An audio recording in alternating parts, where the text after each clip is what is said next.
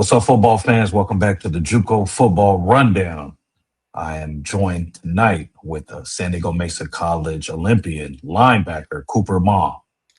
Cooper, thank you for coming on. Appreciate your time. Thanks for having me. Yeah.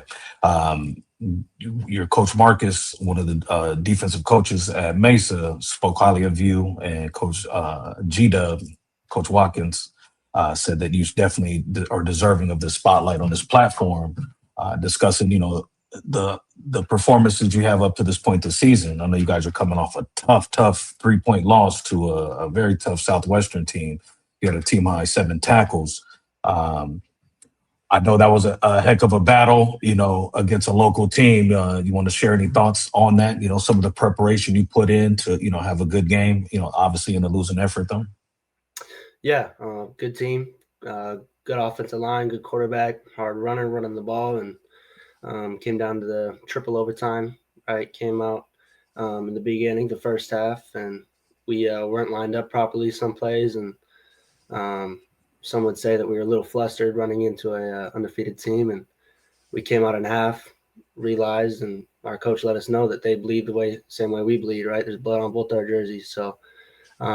We came in the second half, made the adjustments, got our mindset right, and we're able to shut them out in the second half. And then came triple overtime again, get a little flustered. So that's part of I feel like learning as a JUCO athlete, in real game like situations where each down matters, getting lined up and communicating matters. And we unfortunately got the short end of the stick in this last game, but I honestly am grateful for it because our whole team's fired up.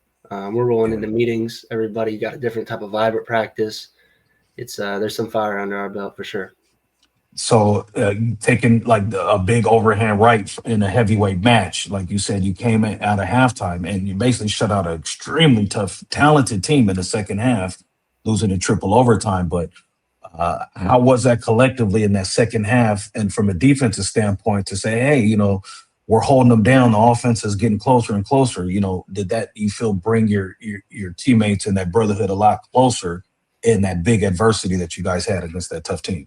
Yeah, very much so. And I think that's why football is such a great sport, is because as every game goes, you're going to war with your brothers. And maybe at the beginning of the year, you don't feel like you can call your teammates your brothers as your teammates, but after you go to war time and time again, right, and you kind of make this bond that you don't really have with anybody else. Right. And speaking of your brothers, the brotherhood, what is the chemistry like that you build with your teammates on and off the field that helps you, increase that brotherhood from the football standpoint on and off the field? Yeah. As season goes on, we're hanging out more and more.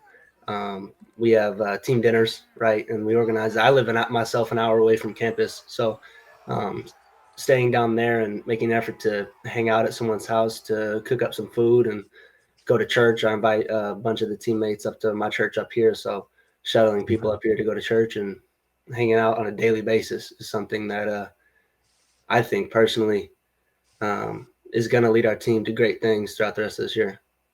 And you spoke about, being an hour away. So you're up in the North County. You went from La Costa Canyon, correct? Yes, sir. Yes, sir. Okay, so what about Mesa College made you choose Mesa College? Because I heard you were a dog with the Mavericks at La Costa, so I'm sure you could have chosen any college to go to from the JUCO perspective. But what stood out about Mesa that you wanted to go there to play football? Yeah. So, ego and pride was a big thing that I've had to get over these past years at Mesa. So my thing out of straight out high school was I had a narrow mind, a closed mind on I want to go and play. I want to go and start. So um, I was looking at other programs, and a coach would promise me, hey, you could get playing time right now. But out of high school, I'm 175 pounds. If I'm being honest, I was claiming 190, and it was not even close to being true. Right. Um, so I'm 175 pounds as an inside linebacker. That's not going to make it at any level. And I kind of had to realize that, sit back and realize that. And season after I graduated is what, in 4 months, 5 months, 3 months even. And what was going to change playing better competition, playing grown men, that a school is going to give me an offer. And so realizing that nothing's going to change in that time, Mesa, when I went on a visit there, told me about a gray shirt and was honest with me for the first time. I had a coach sit down and be honest with me. Hey, your body's not there and where you want it to be to get where you want to be.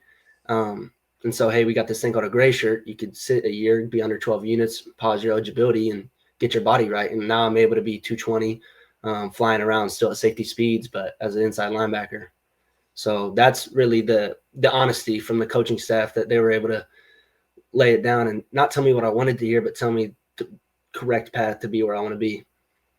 Yeah, amazing answer. And what is one thing you, for high school students that are watching this, that you want to tell them that you wish you would have learned or knew about, at that point, if someone would have been honest like this, what do you want to share with up and coming juniors and seniors that may be watching this? So the biggest thing that I could say is, even me right now, I think we know everything, as a young kid, as a young adult. You think that you know everything. I think that I know everything. But to listen to the people who are being truly honest around you, and a lot of times it's not what you want to hear. It kind of maybe comes off as an insult because it's not building you up. But in reality, it's taking an honest look at yourself and where you align. And if maybe the best thing for you is gray shirt, then go get your money. But maybe the best thing is to play. Go play. Go ball out. Yeah. So take pride and ego out of decisions and listen to the people you trust around you, is what I'd say. Excellent advice. And speaking about your teammates, which one of your teammates do you feel, in your opinion, deserves more recognition that normally doesn't get it? That's a tough one. We got some dogs on Mesa, and that's hard to single out a single kid. But the first name that popped in my mind is someone who I've never seen hit like this dude. He's from Hawaii, Lee. I can't pronounce his full name. I'm pretty sure it's Kali, but Lee, man, that dude's a dog. Okay. And what's one, or actually, what is the importance of getting ready to go into the bye week? Again, you had a tough heavyweight battle against a tough team. Going into the bye week, you got a next week.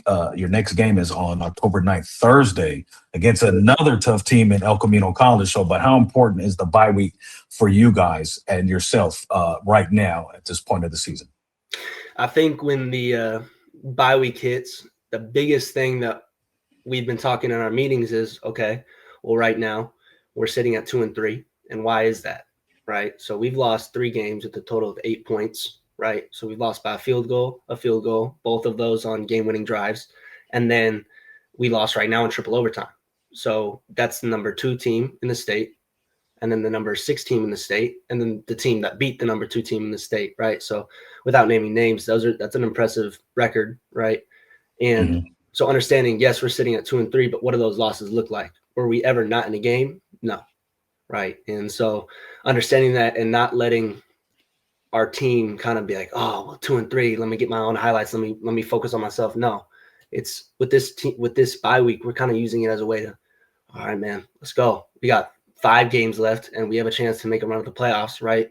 And really make some noise, because never saying that the worst is behind us. We still got some great battles. I mean, El Camino's 4-1. We got to head into that game full head of steam. So saying that we have gotten punched in the face and now we got to roll and figure out how to throw those back. Right on. Amazing answer, Cooper. Very impressive. What is, I'd like to end it off a couple of questions that are nice and fun. What is one thing about you that you want to share with people that may not know that does Cooper does that or this? Some people do fishing, gaming, whatever the case may be. But what is something about Cooper that you want to share with the people? Outside of football, man, I work 2 jobs, so not too much. I've kind of dropped a lot of hobbies, but when I do get time, I don't know if you can see, I got about 8 fishing poles.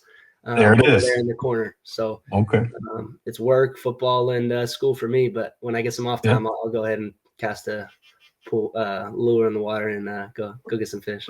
There it is. And last question: what's your favorite football team and why? Raider Nation, baby, come on. Say less. That's all you have to say. Raider Nation. Okay, right on. Well, hey, everybody, football fans, be on the lookout. Mesa College Olympian, Cooper Mall. I really appreciate you, linebacker. Very impressive segment with you, young man. Thank you for coming on. Appreciate your time. Thank you. Thank you for having me. God bless you. God bless. Take care.